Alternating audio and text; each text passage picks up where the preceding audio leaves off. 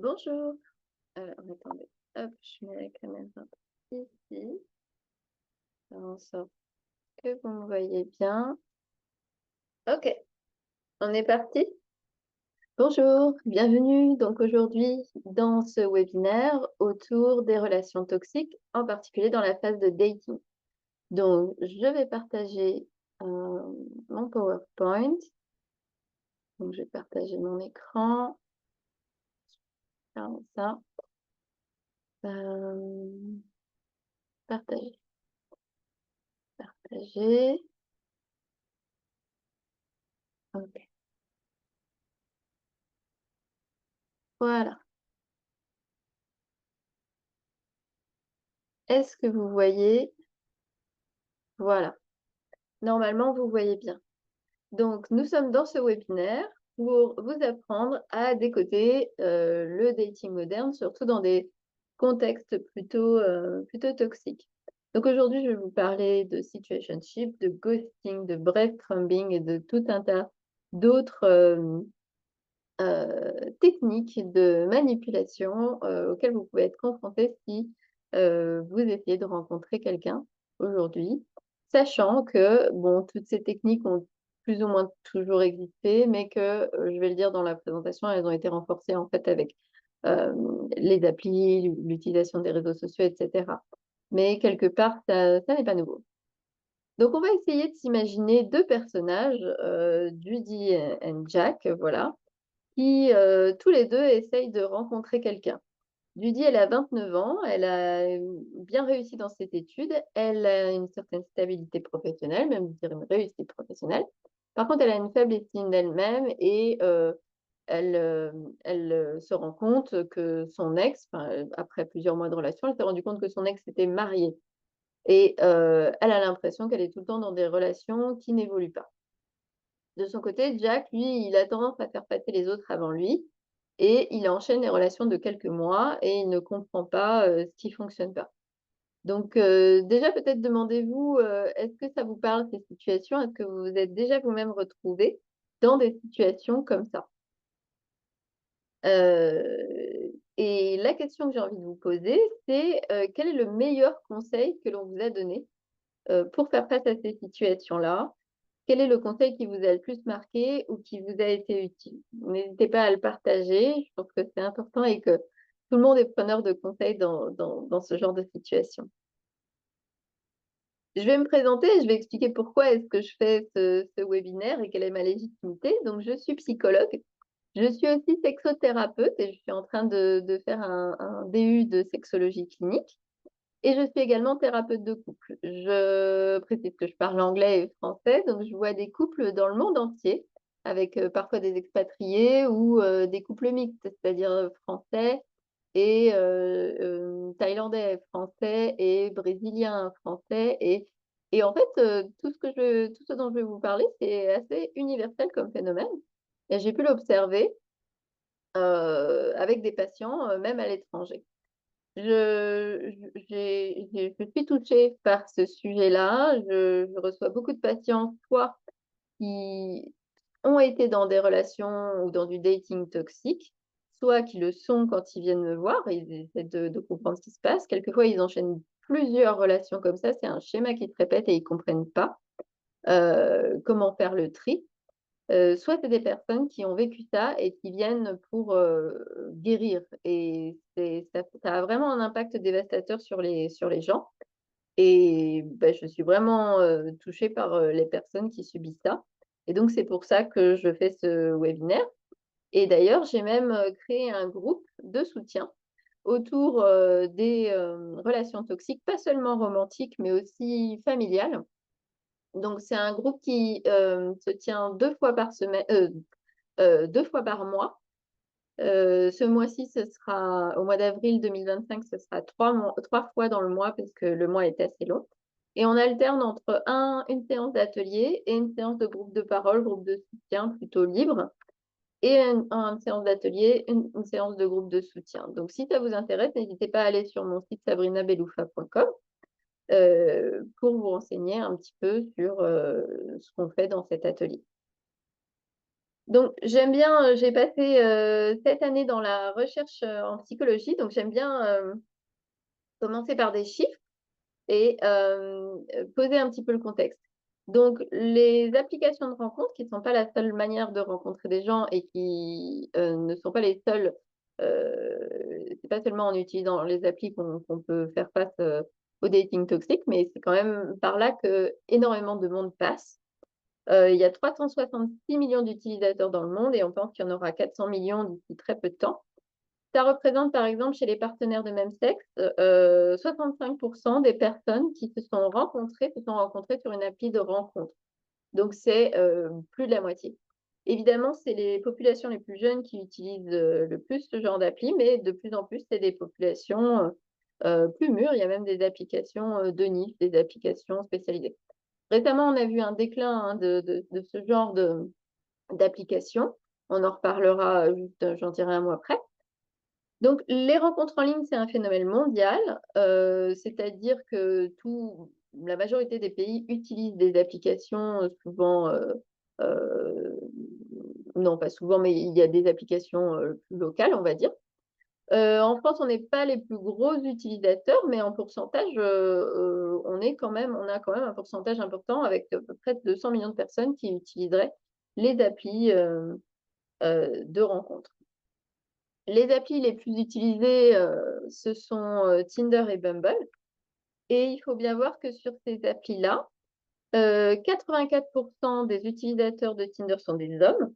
Et Bumble, qui vise plutôt un public féminin, 61% des utilisateurs sont des hommes aussi. Donc il y a quand même pas mal, un déséquilibre déjà sur les utilisateurs pour faire des rencontres, si on est hétérosexuel, évidemment. Les rencontres en ligne, elles mènent à des relations réelles. C'est-à-dire qu'il y a des études qui montrent, là, comme vous pouvez voir dans le camembert, que les applications peuvent mener autant à un ou deux dates qu'à des relations d'un an ou plus. Il y a 13% des personnes qui se sont rencontrées sur des applis, je pense que le chiffre vient des États-Unis, qui sont mariées. Donc, ça constitue une possibilité. Par contre, effectivement, quand on regarde les émotions que les gens ressentent par rapport au fait de faire des rencontres en ligne, l'émotion qui ressort le plus, c'est frustré. Là-dessus, c'est important de dire, je reviens sur la slide précédente, que c'est un phénomène mondial, mais c'est une économie lucrative. Donc, c'est une économie. C'est-à-dire que les applis, elles sont vouées à faire de l'argent et peut-être pas à vous faire rencontrer les bonnes personnes. Elles sont vouées à vous faire rester sur l'appli, revenir sur l'appli. Et d'ailleurs, je crois même qu'il y a des personnes qui ont commencé des lawsuits, des poursuites aux États-Unis à ce sujet. Le dating a beaucoup évolué. Aujourd'hui, par rapport à ce que déclarent les gens, c'est qu'un quart ne veulent pas s'engager, un quart veulent faire des rencontres de manière casual, décontractée, un quart veulent faire des rencontres de manière décontractée, mais accepteraient peut-être de s'engager, et un quart voudrait s'engager. Donc, c'est pas aussi clair que ça peut paraître, c'est-à-dire soit on veut se marier, soit on veut un plan cul. En gros, non, s'il y a beaucoup, la plus grosse majorité finalement des gens sont dans quelque chose de décontracté. À voir après qu'est-ce que ça veut dire exactement pour chacun. En tout cas, c'est ce que déclarent les gens, mais il faut bien prendre en compte une autre donnée, la suivante, c'est que 54% des gens ont fait la connaissance sur cette appli de quelqu'un qui était mal représenté sur son profil. Ça veut dire que si, par exemple, Jack, il essaie de rencontrer quelqu'un, il va peut-être cibler des personnes qui disent que je cherche des rencontres décontractées, mais je suis ouvert à m'engager. Et puis peut-être qu'en fait, à fréquenter la personne, il va se rendre compte que la personne ne veut pas du tout s'engager. Donc, il y a un flou quand même autour des désirs de chacun vis-à-vis des rencontres en général, et puis du coup de la manière dont on le déclare ensuite sur ces applis et face aux personnes. Et je pense que ça, vous en avez peut-être fait l'expérience si vous suivez ce webinaire. Donc l'objectif de ce webinaire, c'est de vous aider à comprendre, reconnaître, identifier les comportements toxiques et du coup transformer votre approche pour éviter de passer du temps près de ces personnes qui ont des comportements qui vont vous perdre souvent, vous faire ressentir de l'anxiété, faire baisser votre estime de vous-même et vous faire retomber dans des cycles permanents. Je vous donne un premier exemple. Je ne vais pas détailler toutes les méthodes des personnes, qui ne veulent pas, qui sont manipulatrices, heu, mais je vais en détailler, 3. Le situationship, le ghosting et le breadcrumbing. Le situationship, si je vous donne une situation, c'est par exemple Judy, notre exemple de tout à l'heure. Elle a rencontré quelqu'un, elle le voit tous les jours, ils dorment ensemble même et ils se parlent tous les jours. Elle a l'impression d'avoir une relation avec cette personne. Mais à chaque fois qu'elle lui demande des précisions, est-ce que vraiment on est ensemble? Est-ce que tu te projettes? La personne, elle va lui répondre des choses un peu vagues comme: «Je n'aime pas vraiment les étiquettes» ou bien: «Je préfère qu'on laisse les choses se faire naturellement, c'est mieux si on ne se prend pas la tête, je préfère, voir comment les choses évoluent». Et le situationship, c'est ça, c'est une relation, sans engagement en réalité, où l'un profite des avantages de la relation, mais sans prendre de responsabilité. J'ai mis cette petite image là d'une femme qui est un peu confuse parce que souvent la victime, elle va se sentir anxieuse et constamment dans le doute, constamment insécure. Elle va recevoir des messages soit flous, soit contradictoires concernant l'engagement de la personne. Le fait de maintenir l'autre dans le flou, c'est ce qui permet d'éviter, des discussions sur les attentes et de garder donc une forme de contrôle. Plus, mon message, est flou, plus tu cherches à savoir qu'est-ce qu'on est vraiment, plus en fait on reste quand même dans une relation qui est, pas définie. Donc la personne, elle va utiliser l'ambiguïté pour manipuler. Un jour, elle va vous dire, «Je pensais que ça se voyait, que j'étais attachée, que j'avais des sentiments» et puis après, quand on va poser une question plus précise: «Mais quoi comme sentiment?» La personne va dire: «Je sais pas, ça se ressent, comme ça il y a pas de mots, ça se dit pas», ce genre de choses. Elle va même peut-être, utiliser des justifications ou avoir des excuses. En attendant, vous ne savez pas, à quoi vous en tenir. Là, je commence à vous donner des conseils, même si j'aurai des conseils vraiment plus concrets à la fin de la présentation. Ce qui est important à retenir pour vous, si vous avez subi ça, c'est que vous avez le droit de vouloir définir le contexte de vos rencontres, même au début de la relation. Souvent, ces personnes-là, elles vont utiliser l'idée que c'est le début de la relation pour, ne pas définir le contexte dans lequel vous vous rencontrez. Une personne a tout à fait le droit de dire: évidemment, on vient de se rencontrer, je ne sais pas encore qu'est-ce que je veux avec toi». Ça, c'est, compréhensible. Mais vous pouvez parler de ce que vous projetez, des intentions, de où est-ce que vous en êtes dans votre vie et de: «Est-ce que je me sens prêt à me poser ou pas?» Heu, ces personnes-là, elles vont essayer de ne pas répondre à ces questions-là et elles vont essayer de vous faire sentir que c'est vous qui abusez de vouloir un peu plus de précision. De la même manière d'ailleurs, on peut tout à fait avoir envie d'une relation casual, comme on disait tout à l'heure, ou d'une relation basée, uniquement sur des rencontres, sexuelles. Il y a aucun problème avec ça. La question, c'est plutôt de ce que la personne vous dit qu'elle veut et souvent ces personnes-là ne vont pas vous dire ça, mais par exemple, c'est ce qu'elles vont vous faire sentir. C'est-à-dire qu'elles vont être là quand vous leur proposez de passer, chez vous, mais par contre, quand vous leur proposez un cinéma ou que vous vous dites, «Je me sens vraiment pas bien aujourd'hui, ça me ferait du bien de parler». Là, la personne, c'est pas ça, c'est pas ce genre de relation qu'on a ou alors elle va trouver une excuse à chaque fois. Donc, il y a pas de problème avec le fait d'avoir, de toute la multitude de possibilités de relations qu'on peut avoir. Là, c'est ce qui est problématique, c'est vraiment le fait que cette personne utilise encore une fois l'ambiguïté pour obtenir quelque chose de vous, tout en, ne s'investissant pas et en ne prenant pas de risques. Le ghosting. Le ghosting, c'est donc, par exemple, je reprends l'exemple de Jack. Il a eu, plusieurs rendez-vous prometteurs avec, Julie et ça se passe, plutôt bien, il est vraiment très heureux et puis du jour au lendemain, il ne se passe absolument plus rien, il n'a plus aucune nouvelle, elle ne répond plus aux messages et il n'a plus aucun signe de vie. Le ghosting, c'est ça, c'est le fait de disparaître, sans laisser aucune trace et de priver l'autre de toute explication de clôture. je mets ce chiffre ici, pardon, je bouge, l'image de la vidéo. Je 30 des adultes américains disent avoir été victimes de ghosting et ça, c'est énorme comme chiffre. Hem, le ghosting, c'est pareil, ça a probablement toujours, existé. On a sûrement, arrêté d'envoyer des lettres, quand les relations étaient peut-être plus épistolaires. On a arrêté de donner des nouvelles, ça a toujours existé et pas que dans les relations romantiques, hein. Peut-être qu'il y a un ami à qui, vous avez subitement, arrêté de parler. Mais c'est encore une fois renforcé avec, le fait d'utiliser des applications et des téléphones portables parce que maintenant, avec, les téléphones portables, on peut envoyer mais des centaines de messages par jour et donner l'impression d'un investissement réel dans la relation et du jour au lendemain tout arrêter et c'est beaucoup plus violent que, si, vous aviez vu une personne, quelquefois ou que vous échangiez par lettre, même si évidemment il y a énormément de déception et là, on peut vraiment faire un gros ascenseur émotionnel. Dans le ghosting, la personne, elle va souvent qui en est victime, va souvent se sentir blessée, rejetée et elle va se demander ce qu'elle a bien pu faire.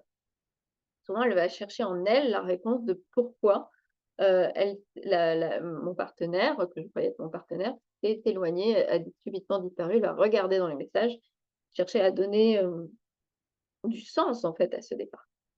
En fait, ça vient surtout de l'autre, c'est une forme, d'évitement extrême et souvent la personne a du mal à confronter, l'autre, c'est-à-dire de dire: «Bah, en fait, peut-être que tu ne me plais pas tellement» ou «Peut-être que je sens que je suis pas prêt pour une relation». Elle va pas réussir à le dire et ou elle va avoir un gros manque d'empathie avec la personne. Donc dans ce cas-là, elle va simplement, pas sentir qu'elle devrait, terminer la relation d'une manière un peu plus claire.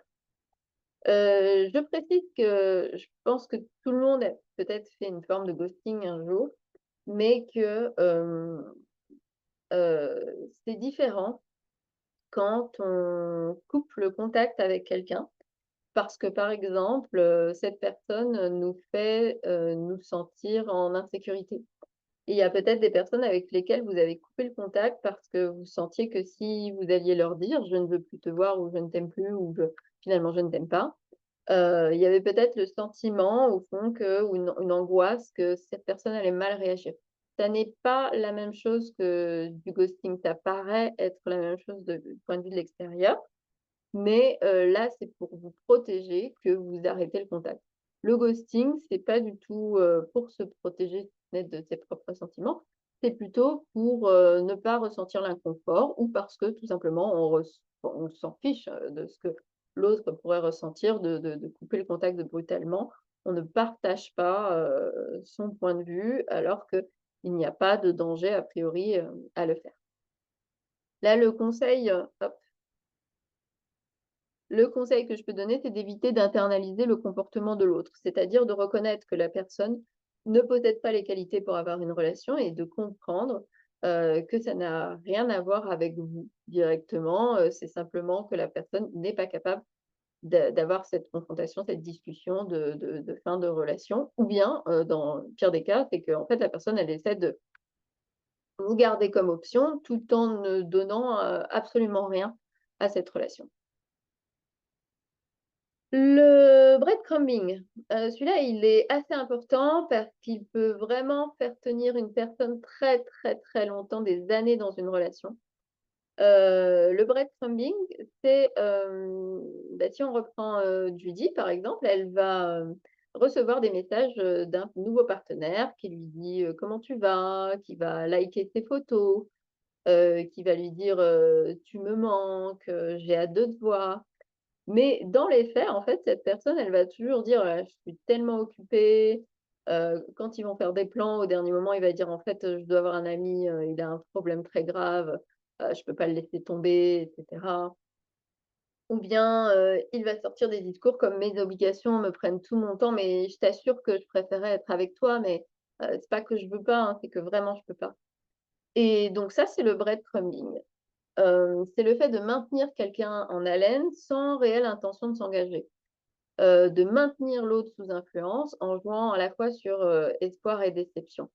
Typiquement, les personnes qui vont subir ça que j'ai pu rencontrer, elles étaient comme paralysées, c'est-à-dire que Comme il y a toujours, déception, espoir, déception, espoir, bah, elle n'arrive pas ni à quitter la relation, ni à vraiment être dedans, puisqu'il n'y a pas en fait, de relation.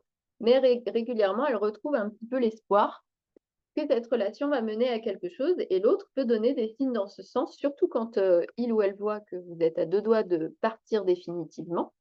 Souvent cette personne-là, elle va, faire un geste, symbolique ou, elle va faire un grand geste, pour prouver qu'en fait elle était là, mais que vraiment elle pouvait pas et donc la personne retrouve un petit peu de confiance, dans la relation dans l'autre et ensuite c'est suivi de à nouveau la même chose.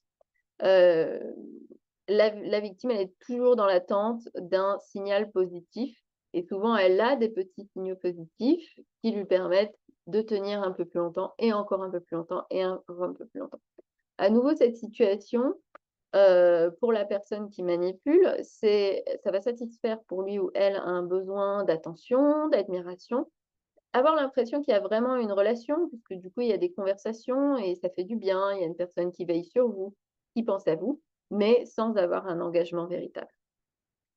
Le conseil que je donne ici, c'est de se demander si les actions correspondent aux paroles.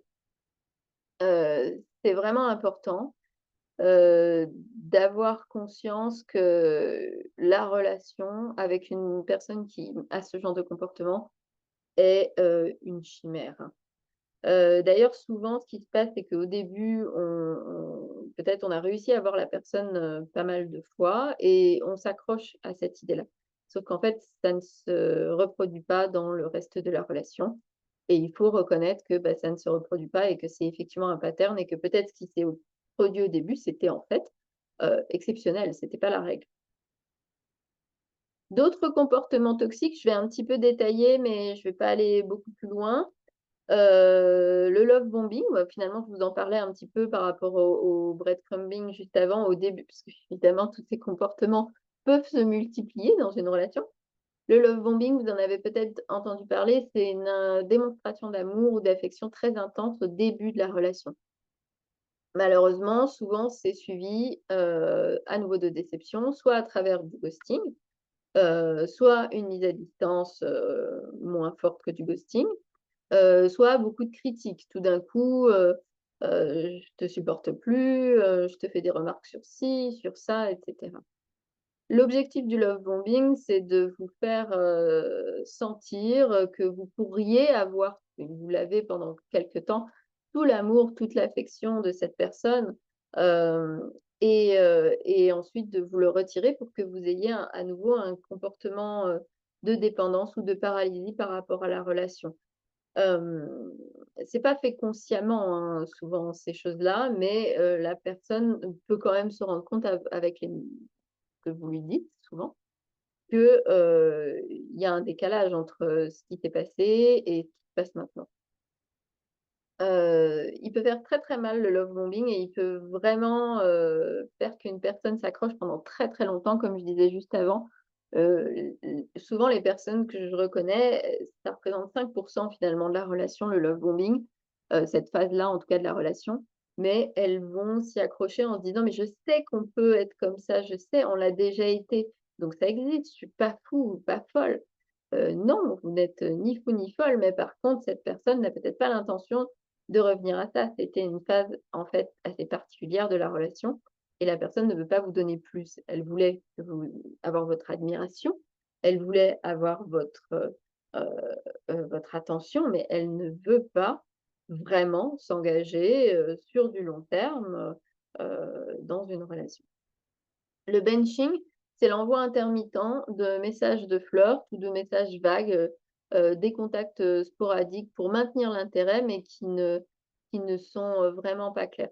J'ai mis la photo d'une dame là qui plisse ses yeux comme ça devant son écran parce que typiquement le benching, c'est le genre de relation où vous allez vous retrouver, avec vos copains, vos copines à leur demander: «Mais qu'est-ce que regarde ce qu'il me dit ou ce qu'elle me dit là, tu interprètes ça comment toi?» Heu, c'est vraiment ça, c'est je flirte avec toi et en même temps, je te dis pas vraiment que je suis pas disponible, mais en même temps, ça transparaît vraiment. Encore une fois, si vous voyez ce flou, ça doit vous mettre la puce à l'oreille qu'il y a quelque chose qui convient pas. Le orbiting, c'est peut-être la seule technique ou le seul phénomène qui, est très lié à aujourd'hui. C'est le fait de couper le contact direct, mais de continuer d'interagir avec l'autre avec les réseaux sociaux, en likant les posts, en regardant les stories, en oui, pas en envoyant des messages, mais en interagissant avec le contenu des réseaux sociaux. Donc ça, peut-être que ça n'existait pas avant ou peut-être sous d'autres formes. Mais encore une fois, c'est une manière de garder l'attention de la personne ou de tester cette attention, sans intention réelle de donner quelque chose. Le zombieing, c'est lié au ghosting. C'est le fait de réapparaître, après avoir pratiqué du ghosting, mais sans reconnaissance de l'absence passée. Il y a une vidéo, je crois, qui est passée il y a qui tournait un petit peu sur les réseaux sociaux, de quelqu'un qui disait: «Je me suis fait avoir par une fille.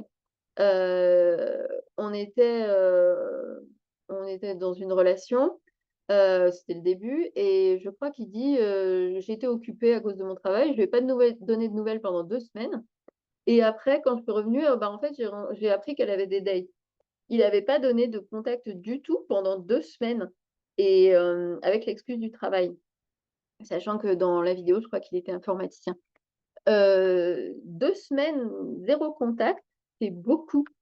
Et revenir comme ça, comme une fleur en supposant et en faisant croire à l'autre qu'elle aurait dû penser que c'était normal, c'est, du ghosting et du zombieing et peut-être même, on va voir après, du gaslighting. Si une personne disparaît ou qu'en tout cas elle donne pas du tout de contact, elle doit au minimum expliquer un petit peu ce qui s'est passé et le travail n'est pas une explication suffisante pour une absence de 2 semaines. Ou alors encore une fois, il faut dire ses intentions, mais souvent ces personnes-là ne vont plutôt agir comme si leur comportement était tout à fait normal et que c'était bizarre pour vous de réagir et peut-être même que vous surréagissez et cetera. Le gaslighting, on en parle beaucoup aujourd'hui, c'est une forme de manipulation mentale qui n'existe pas que dans les relations, romantiques, hein, qui existe dans toutes les relations, famille, travail et cetera. Mais qui peut avoir des effets, plus ou moins forts. C'est de la manipulation mentale. C'est le fait de déformer l'information, dans l'objectif d'amener l'autre à se poser des questions et surtout à douter de lui ou elle-même. Ça peut être très fort dans certaines relations de manipulation, notamment, quand, c'est dans la famille. Parce qu'on fait une confiance à l'autre, telle que, on se dit: «Bon, c'est vrai, si il ou elle me dit que j'exagère, peut-être que j'exagère».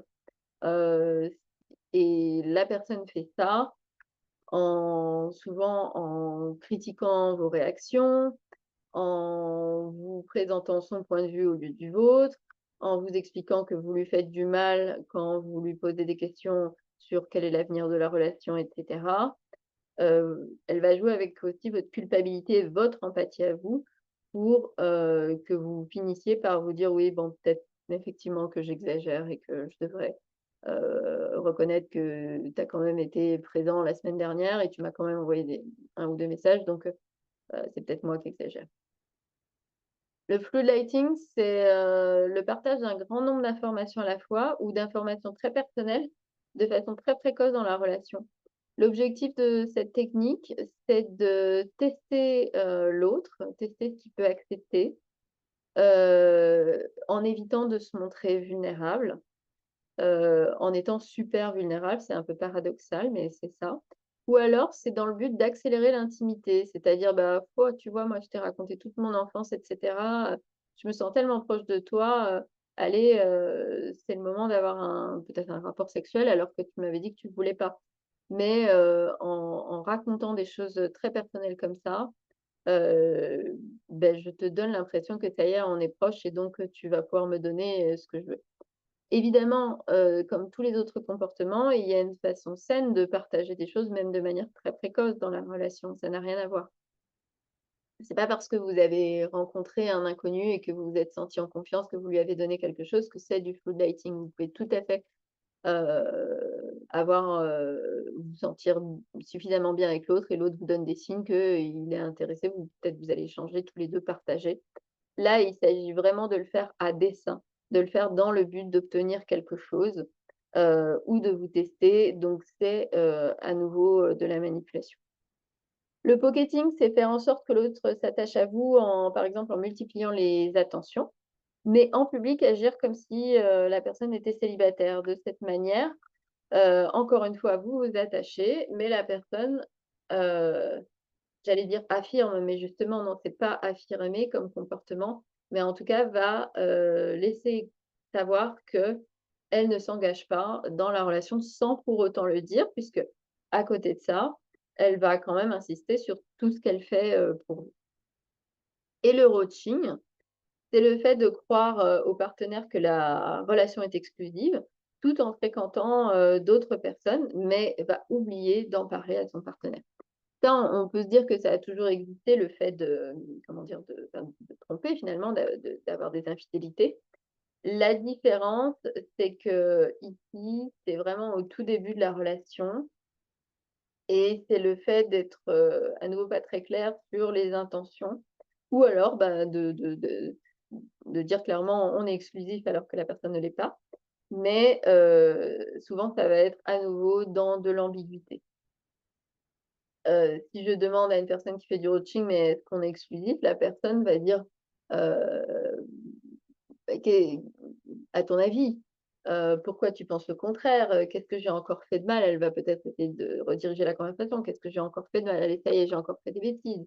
Qu'est-ce que j'ai encore fait de travers? Tu es tout le temps en train de me critiquer» et hop, on parle pas du fait qu'on est exclusif ou pas. Voilà, on a fait le tour de tous les comportements, tout ça basé, je précise d'ailleurs, j'aurais dû le dire au début, mais basé sur de la recherche scientifique, hein. J'ai fait des recherches, dans des articles pour ça. C'est pas, de la pop culture, vraiment c'est basé, sur, de la recherche en psychologie et sur les relations. Et donc, au-delà du slang, au-delà du langage qu'on met sur tout ça, il s'agit de reconnaître des dynamiques, des comportements qui, à nouveau, ne sont pas nouveaux, mais qui sont favorisés avec, l'utilisation d'applis. Parce qu'on a des contacts plus fréquents avec plus de personnes à la fois, on peut voir, ce qu'elles font, est-ce qu'elles sont connectées ou pas.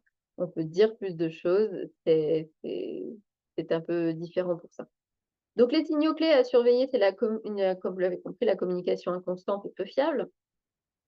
Le fait que ces personnes-là, elles vont toujours vous garder dans le vague, elles vont éviter, de définir la relation et de parler vraiment de ce dans quoi vous êtes engagés. La personne va manquer d'empathie et de considération pour vos sentiments, elle va même manquer de respect, hein, quelquefois, ça peut aller, vraiment très loin dans ce qu'on disait le pocketing, le fait de se comporter en célibataire alors que, à côté, elle vous fait, ressentir que vous avez une relation. Le ghosting aussi, manque de respect important.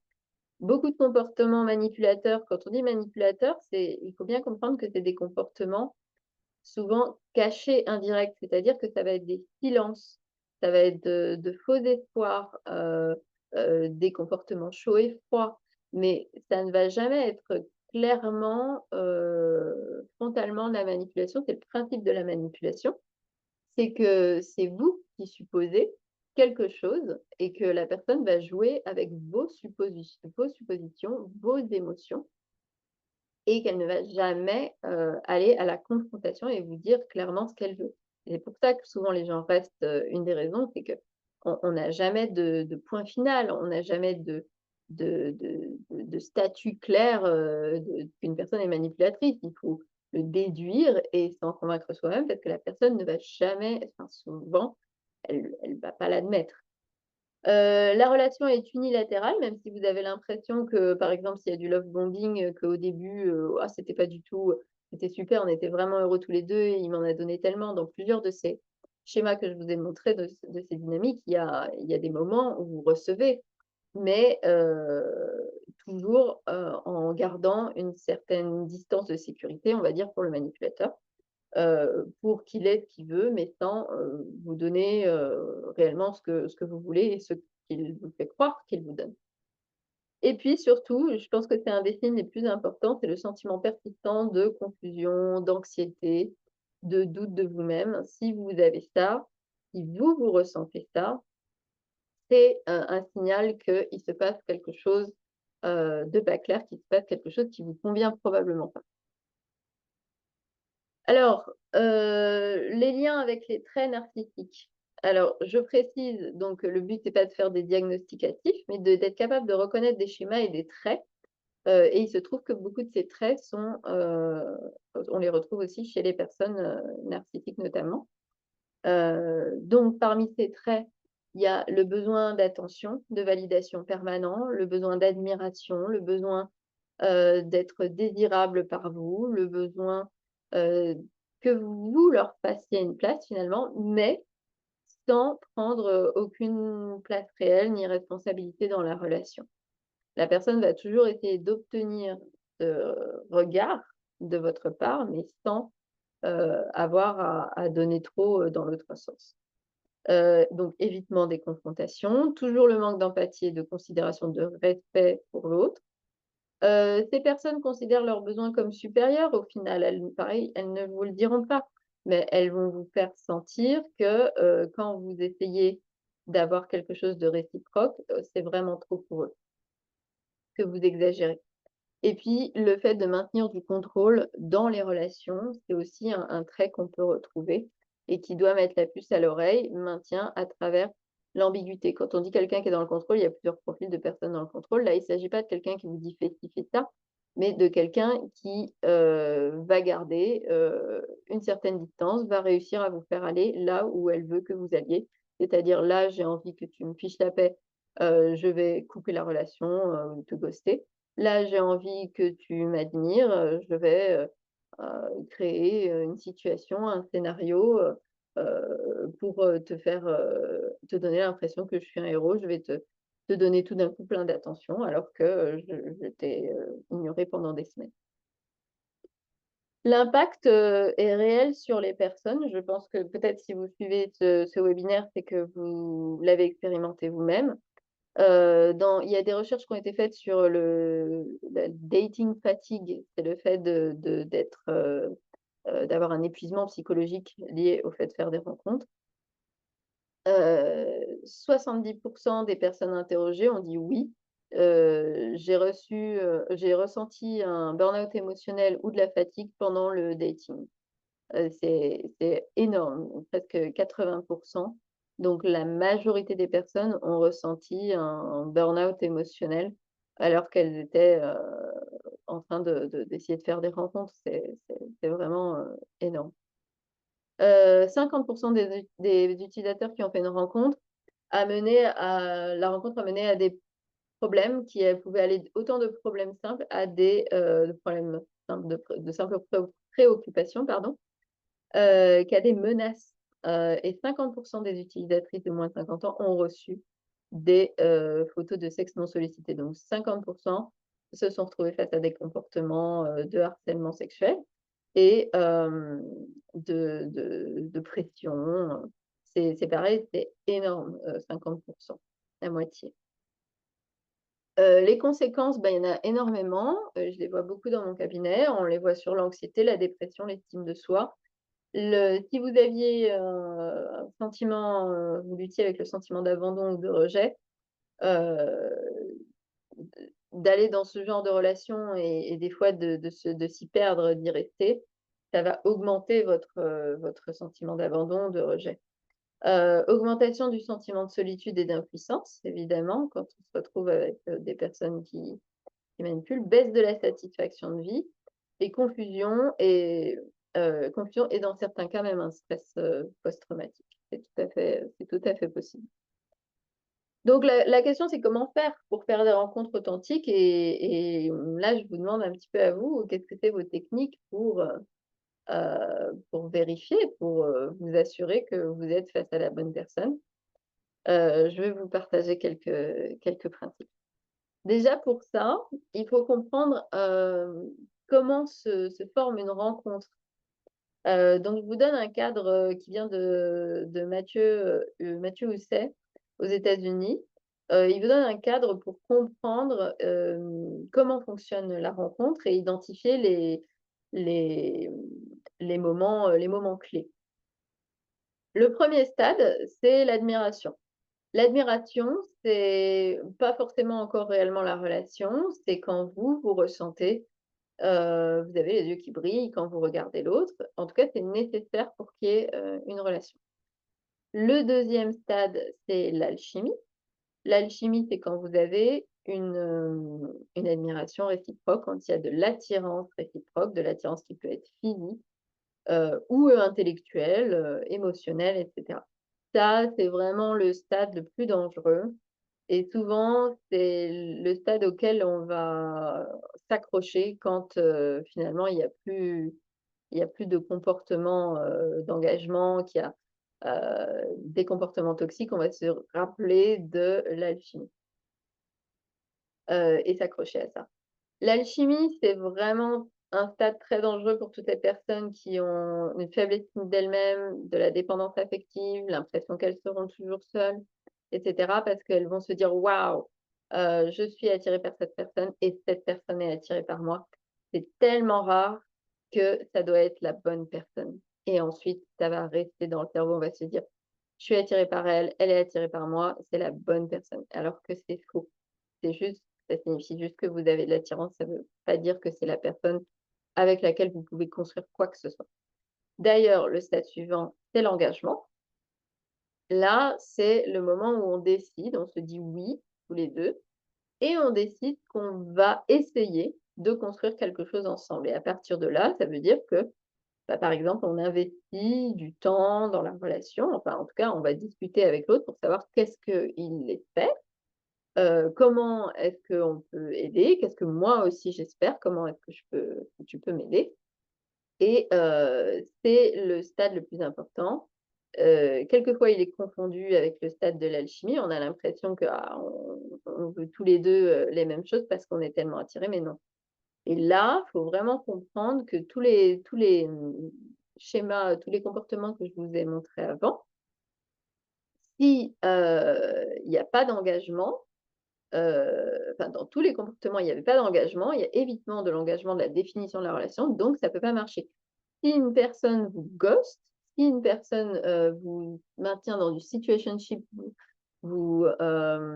fait du benching, fait du pocketing, fait du roaching, c'est-à-dire des relations avec d'autres personnes et cetera, ça n'est pas la bonne personne.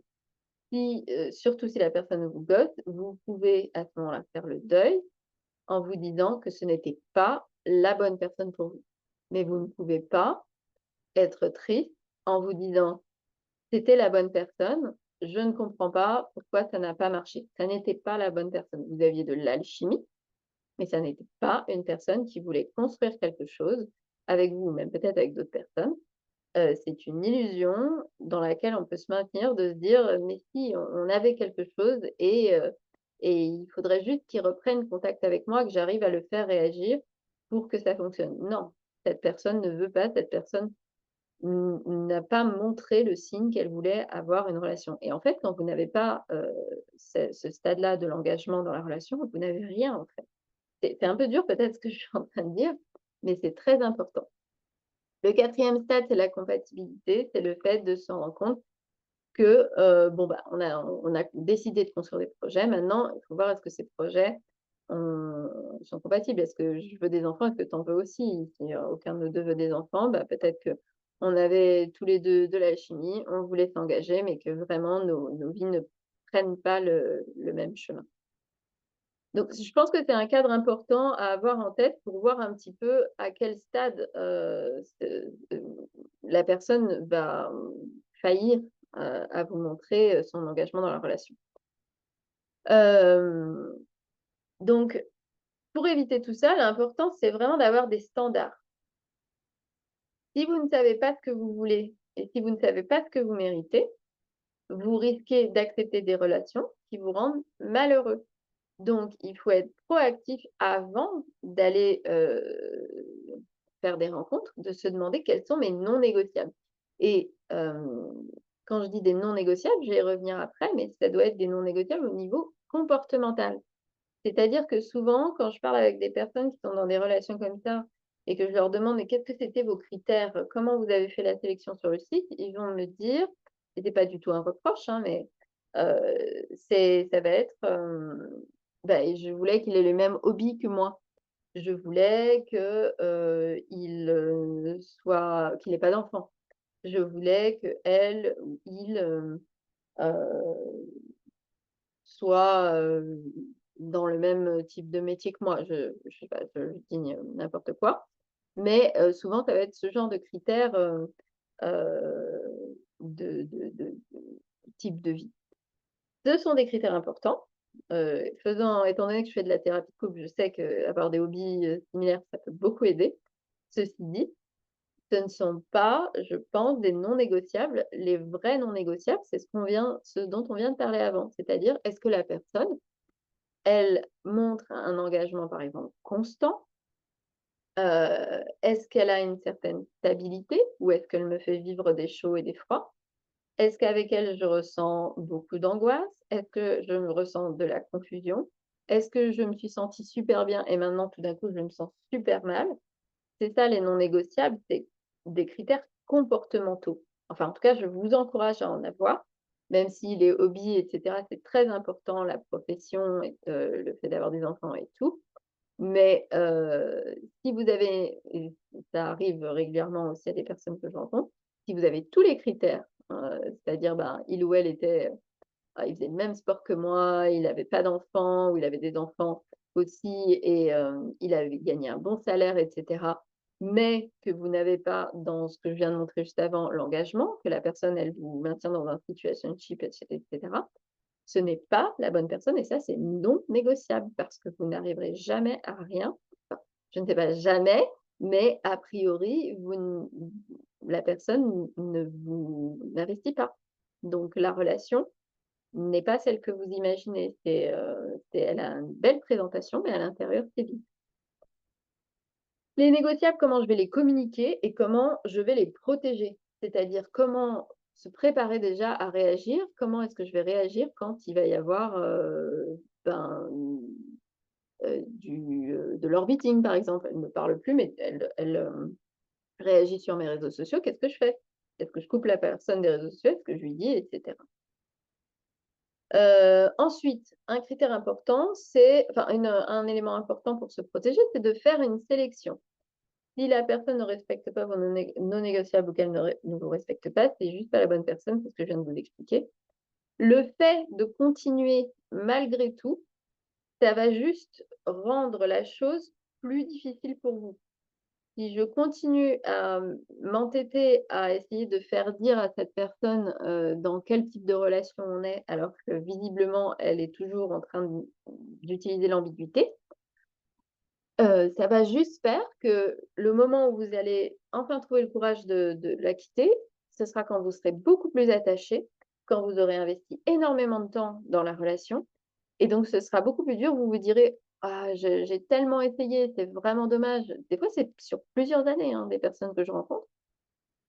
Ça fait des années qu'elles sont dans ce qu'on appelle maintenant un situationship et donc elles ont des remords, des regrets à quitter la relation parce qu'elles se disent: «Ça fait 3 ans, je peux pas ça peut pas s'arrêter comme ça peut pas, être rien». Mais en fait, des fois, si.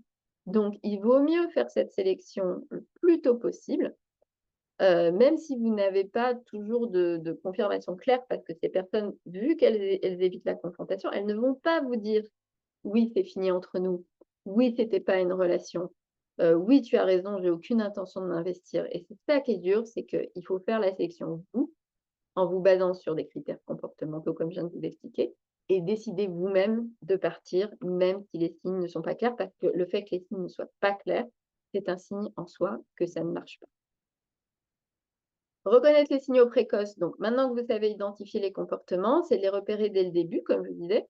C'est impossible de tout repérer dès le premier date ou dès les échanges, sur téléphone parce que, ben, comme par exemple avec du love bombing, si, c'est reconnaissable parce que c'est trop. Mais une personne peut être, pendant la première phase de la relation, la lune de miel, elle peut être, vraiment top et puis, d'un coup, changer, complètement de comportement. Donc malheureusement, il n'y a pas de, recette miracle, pour savoir exactement ce que la personne va donner et je pense que, ces personnes-là elles-mêmes ne savent pas exactement. Mais, dès que vous voyez qu'il y a quelque chose qui cloche, c'est de vous faire confiance.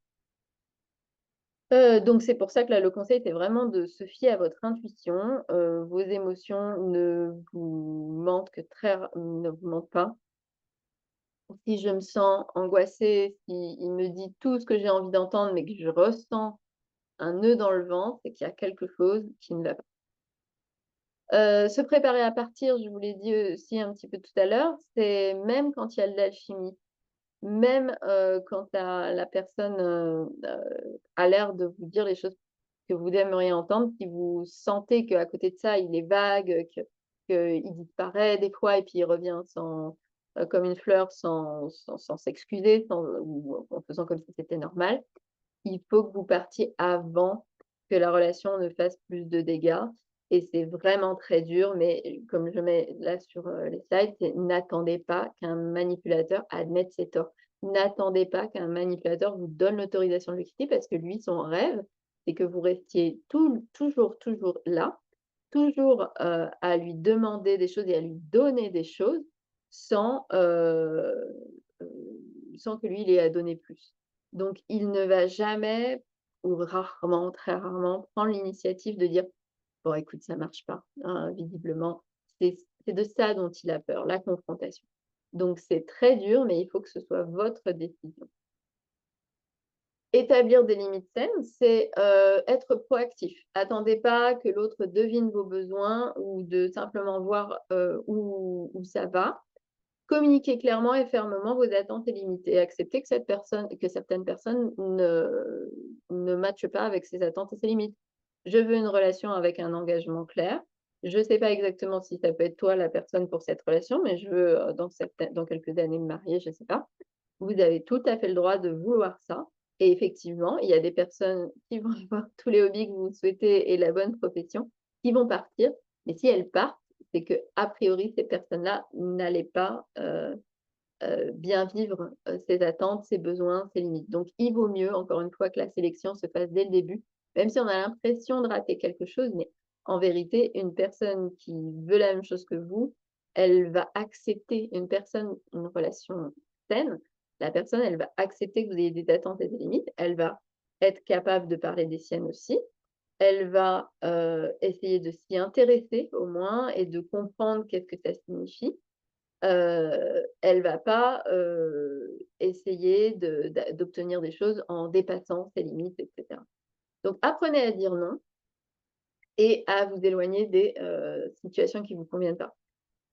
Une phrase qu'on entend, chez les coachs et que je trouvais très vraie, c'est que c'est vous qui apprenez aux gens comment ils doivent vous traiter. Dès le départ, dès le début de la relation, vous montrez aux gens comment est-ce qu'ils sont censés vous traiter, en montrant comment vous réagissez à la manière dont ils vous parlent. Une personne, qui dès le départ vous fait, je sais pas moi, des remarques sur votre poids, vous devez dès le départ la recadrer et si c'est une personne saine, elle va accepter, votre recadrage, elle va dire: «Bon ouais, peut-être que c'est vrai, je suis quand même allée un peu loin, en plus on se connaît pas encore». Une personne qui n'est pas saine va soit ensuite vous éviter et se dire: «Bon, cette personne-là, elle a pas envie de se laisser maltraiter, mais c'est bien pour vous qu'elle se dise ça et qu'elle s'en aille», soit elle va essayer de vous rejeter la faute et cetera. Donc gardez ça en tête, comment je veux que les gens me traitent, comment je veux qu'ils répondent quand j'affirme quelque chose, comment je veux qu'ils réagissent quand je dis que quelque chose ne me plaît pas. Pas juste comment je veux que la relation se passe en imaginant que les bons moments. Ça, c'est facile. Il faut vraiment essayer c'est un peu triste, mais c'est très utile quand vous êtes tout le temps dans ces schémas-là.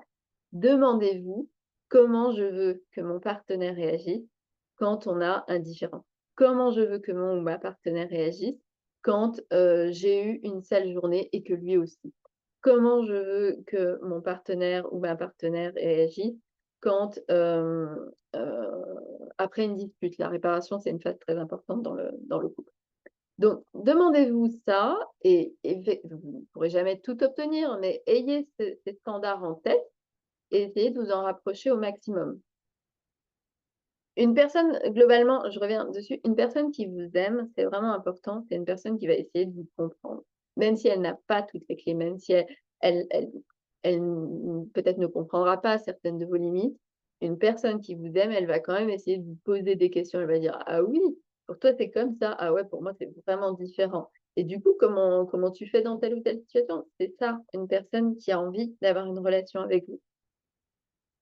Auto-soin et compassion. Alors auto-soin et puis, bah, si besoin, thérapie évidemment.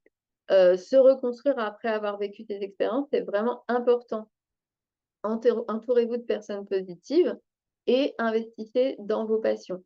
Plus votre estime de soi, c'est vrai ce que j'ai mis, plus votre estime de soi se rapporte, c'est pour ça qu'il y a mis, plus, moins vous serez vulnérable à ces dynamiques toxiques et plus vous serez épanoui individuellement, moins vous serez dépendante de la validation des autres et plus vous attirez des partenaires sains.